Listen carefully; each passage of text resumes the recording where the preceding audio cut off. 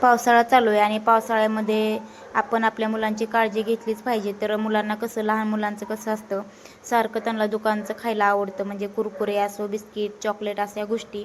तर जरा आपण थोडी टाळाटाळ केली की आपल्यालाच बरं आहे ना. नंतर मुलं आजारी पडले की मग आपल्यालाच त्रास होतो, त्यांनासुद्धा होतो पण आपल्यालासुद्धा होतो.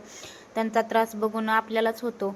तर त्यासाठी मी डीमार्टला गेलते आणि डीमार्टमधनं 2-3 दिवस झालं डीमार्टला जाऊन, आणि तिथून हे मखाने आणले होते.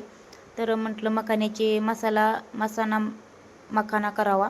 तर काय नाही, सुरुवातीला मखाना छान असा भाजून घेतला, थोडंसं तूप टाकलं होतं आणि तुपामध्ये छान भाजून घेतला, कडक होईपर्यंत भाजला. आणि त्यानंतर हळद, मीठ आणि थोडंसं नॉर्मल मॅगी मसाला टाकला होता.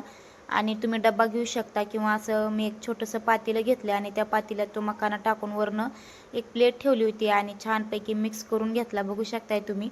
तर एकदम असं सुरुवातीला मखाना मी दाखवला तर असं सरदल्यावानी होता आणि नंतर छानपैकी कढईमध्ये गरम करून घेतला होता. तर बघू शकता एकदम असं कुरकुरीत झाला आहे.